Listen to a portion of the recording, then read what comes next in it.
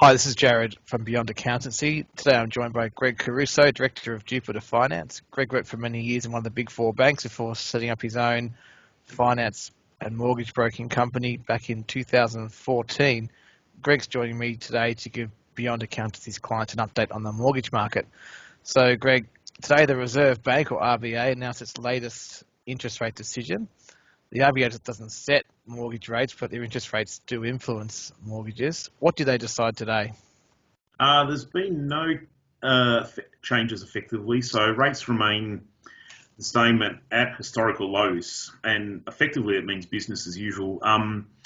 Most fixed rates these days are in the very low twos for 3 years, so I guess we can't really see much increase in the near future. And banks are really, really good at predicting future rates, so they generally don't lose out. So if they haven't, if they're keeping fixed rates low for a few years coming, I can't see the variable market increasing a lot, or if any, at least in the near future anyway.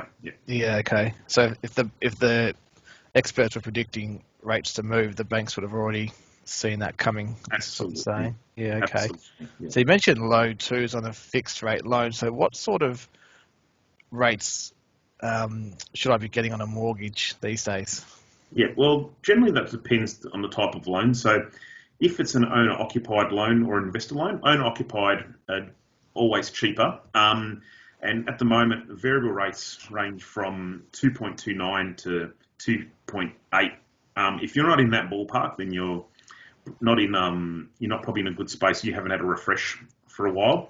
Okay. Investment loans are generally about 2.9 to 3.5%. Yeah. And again, if you're not in that ballpark, it's a good idea to have a refresh. And also, if it's an interest-only loan instead of principal and interest, you can probably add about 0.5 to both of those respective margins. Okay.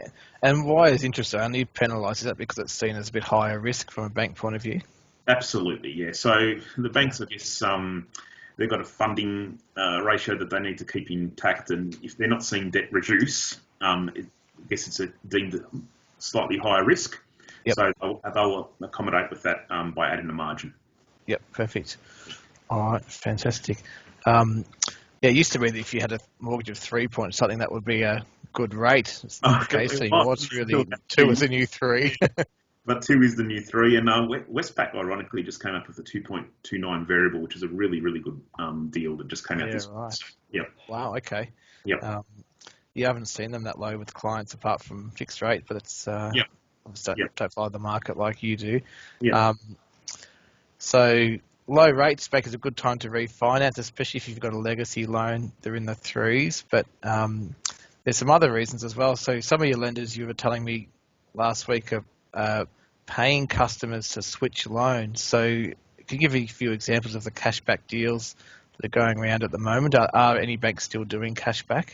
Yeah, absolutely. Yeah, look, with purchases slowing down at the moment, it's probably been driven by the lack of people being able to even inspect the property and online auctions. So the market of purchasing has slowed down. So there's a huge emphasis at the moment on refinancing, and in broken terms, they call it recycling debt, which is a good health check for a couple of reasons. One, often the deal that you got at the time was probably the best offer, but the banks, they may still pass on rate cuts, but you may not be in the best deal simply because the bank, when they took on that loan, bought money at a higher rate, right? So it's almost like a demand and supply, where if you purchase money today and they lent money today, the bank, what the money paid for that money is cheaper than what they did 2 to 3 years ago. So there are a lot of better deals out there at the moment, and banks are seeing that the only way to get new money into their portfolio is by offering an incentive to clients. So not just rates, but in terms of cashback. So the best deals at the moment are Bank of Melbourne have a $4,000 cashback. Yep. Westpac have $3,000, and this is a nice one for people with a good property portfolio, plus $2,000 for each additional property that the client has. Yeah, okay. So if a client had 5 properties, they'd get $3,000 plus another 8. It's $2,000 per each property. Yeah, okay. Yeah, Suncorp have $3,000 for refinance, or $4,000 if you're in essential services. So if you're a nurse or a teacher or something that's deemed in the essential service category. Oh, okay. Yep, they're at 4,000. CBA, NAB 2,000, ANZ 3,000, and Bank of Queensland and Virgin are at 2,500. Okay, so plenty of choice for people if they do want to Choices, refinance.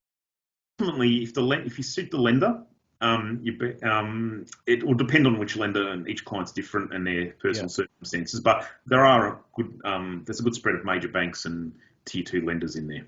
Yeah, okay. And sometimes it pays not to be loyal. They talk about this idea of loyalty tax. The deal you get as a new customer seems to be a lot better than you get as an existing customer. Oh, absolutely. And it comes down to the cost of funds when the bank had purchased that money. Yep. So they may have purchased it from overseas at X amount, and 2 years later they're purchasing at lower amounts, so they can flick on that rate reduction to the client. So Yep, perfect. And these cashback deals are a good chance to get out of a loan if you have fixed at a bad rate, aren't they? Oh, absolutely. Yeah, I recently had a case where a client had locked into a fixed rate of about 4.8%, and they did this 5 years ago, and they still had about 18 months to run on that. We took the loan to ANZ, and the break cost was about 6K, but ANZ the cashback paid for about 4 of that, and when you're saving about 2% on 500,000, it ends up being it's 10,000 in savings. So, and if we refix the client at 2.29, it ended up being about probably around 12,000 a year in interest. So it's with the cashback incentive, don't feel like you're completely locked in, because there are opportunities to get out. You just need to check with your bank and the economic cost, and what it is to break, and that changes on a daily basis. So. But with interest rates of that sort of a gap from 4 down to 2, it's going to be a pretty short payoff period, I would imagine. Absolutely. As well. Yeah. And the cashback's a good incentive, because if there was a cost, they're generally, I haven't seen any above 10, but when they're under 2 years, they're generally in that 5 to 7 zone. So if you're getting a good chunk of that paid off, it's definitely worth your while. Yeah, okay. So the closer you are to the end of your fixed term, obviously the less it's going to cost you to get out of it. Correct. That's the short answer. Yeah, okay. So COVID's moved the goalpost for the whole economy, and banking's no exception. But one of the positive changes for you is that the ID requirements were relaxed. Is that still the case, or is that only temporary? No, correct. COVID has opened the doors for a more streamless process and ID process. It used to be mandatory for a face-to-face visit, so that almost ruled me out of dealing with interstate clients. But since now it's been replaced by video conferencing.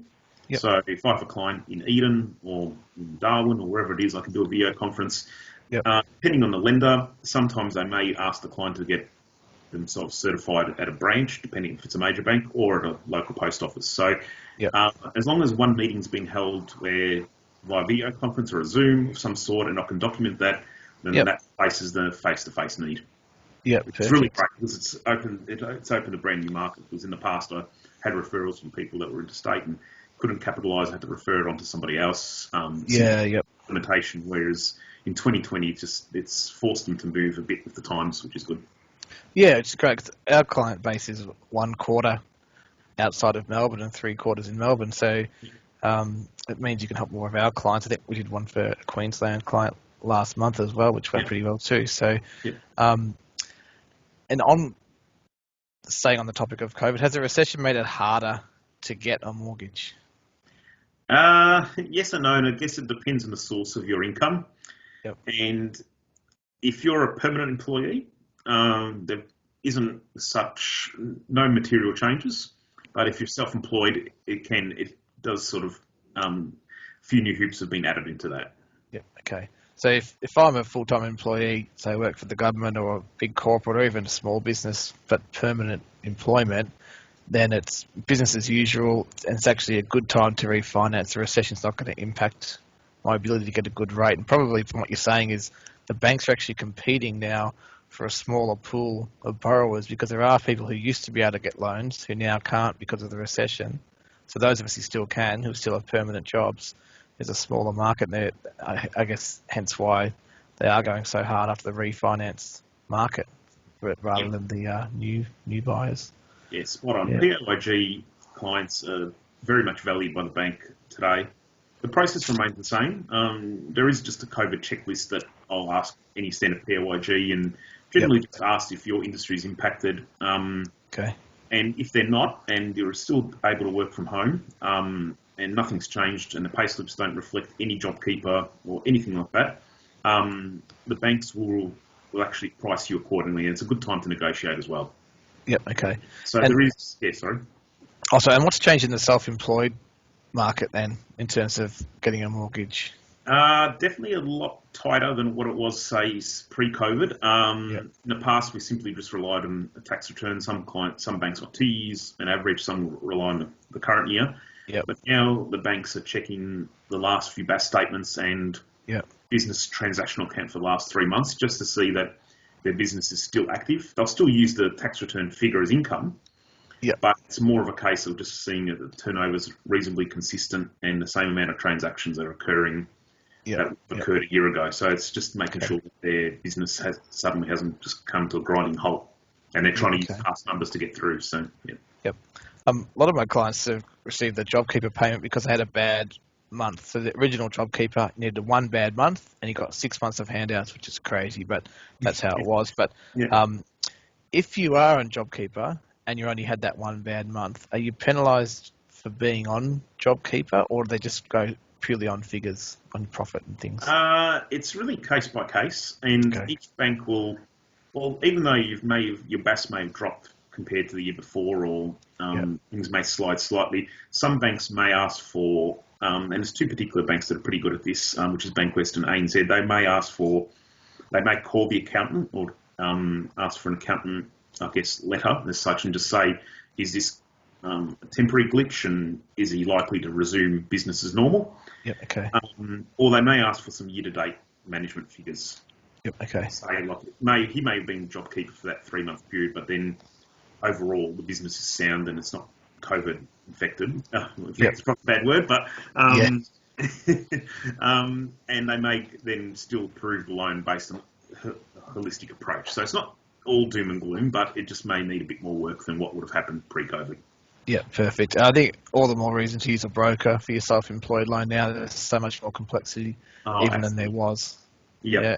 One of the things that I learned recently was that every time you apply for a loan, it goes onto your credit history. So what you would do as a broker is, rather than apply for a loan that might have a chance of being knocked back, you talk to the bank on behalf of the client and then get a feel of what they're going to need to get the loan over the line, so that you've got the maximum chance of getting a yes before you actually go to a process of application. Is that kind of how it works? That's spot on, because each inquiry you make does hit your credit file, and if you suddenly have 2 or 3 inquiries in a rapid space, and a rapid space is about a month, it does impact your scoring.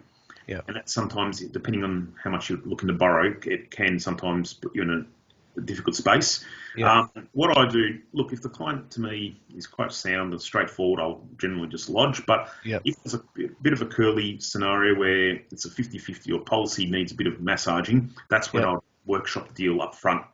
It may take 2 or 3 days or a week before I'm comfortable, but it saves us a lot of time up front, and doesn't impact the credit rating if we just workshop the deal pre-vet it, just make sure that policy has been ticked off and they're comfortable with it, rather than just hoping for the best and lodging and then wrapping up 2 or 3 different inquiries. So, Anything else about the current market or things that are going on that's worth passing on to my clients today? Look, the main things that we've pretty covered off pretty well, which is the very low variable rates, which is there's no change. Fixed rates in that very low 2s for about 3 years. So that's a really good sign that, I guess it's an indication that variables won't be going up, at least for the next 12 to 18 months. I don't think so anyway. Yep. And some good incentives for people in PAYGs to refinance. Yep. Yeah. Yeah, it sounds like the bank wants lenders more than lenders are approaching banks at this Absolutely. stage. The banks are very, very hungry at the moment, and they're looking for good quality, consistent deals. Yeah. And the other thing I'll mention as well is some people have gone on loan deferral payments. Yep. It's not the end of the world if you've had that as well. If you want to refinance, some banks will ask for at least 1 payment or 2 payments that you've made since then. But it's understandable that a lot of people were scared of their jobs going, weren't sure, and have put a temporary freeze on it. So it's not the end of the world if you have. It doesn't impact your credit score or credit rating. Okay. And if you have done that for precautionary reasons, but you're back on track and making payments, the bank won't penalise you, so they will still consider your application. Yeah, okay. So I think if this is the month where a lot of these repayment holidays are supposed to end, so it's important people start actually making their payments on time and in full. Yeah, absolutely. Yeah. So it's Yeah. not the end of the world if they've just taken that holiday, given themselves some breathing space. But once you've started making one or two repayments, the banks are pretty open to considering those people. Yeah. Yeah, perfect. Great. Yeah, no, that's good. I had a few clients who just took that interest rate holiday just because. They offered it, I took it. I'm like, well, why? What's the difference? You've got the cash flow, just keep paying your loan down, you know? You're just going to have to pay more later. But some people it doesn't really help a lot because you say your balance is 400 and in that 6 months or 3 months, the interest is 15,000. You're pushing your balance up. So in the long run, you're not really better off. But I guess some people just enjoy that free money, I guess, or they deem it free money. Really free. That's it. It's don't stand between an Australian and a handout. That's the lesson of the last 6 months. Yeah. It's been interesting. I've got clients who've been unaffected at all by COVID, and they're really annoyed they're not getting a handout because everyone they know is getting a handout. Like the welfare train's powering along. Yeah, I know. Yeah, it's awful. Yeah. Anyway, all right, fantastic. So just to finish up, if a client of Beyond Accountancy is interested in refinancing, or even for new home loans, of course, we talked a lot about refinance today, but obviously you're doing both those things. But what's the easiest way for them to get in touch with you? Look, you can call me directly, 0411 95205, or just a friendly introduction email, which is info@jupiterfinance.com.au. Yeah, fantastic. If you do get in touch with Greg and his team, we're going to help smooth out the process, especially if you're self-employed. But just make sure you send us an email telling us we've got permission to send things through to Greg. So even though our two companies work a lot together, we both have strict confidentiality codes. So even if I wanted to pass on tax returns, etc., I have to have that email just to show, the client, you as the client have given me that permission, and then Greg and I can just bounce back and forward with the information that the bank needs. Could be a lot, could be a little, depends on the case. But that makes it easier if we've got that permission. So that's all good. That's all for this update. Hopefully that you found that helpful, and it might be the trigger to maybe finally get that refinance done that might have been on your to-do list for a while. So thanks for your time today, Greg. Yep, thanks again, and look forward to hearing from you all, and I guess stay safe. Yep, you too. All right. Thanks, mate. Catch you later. Okay, bye. Bye.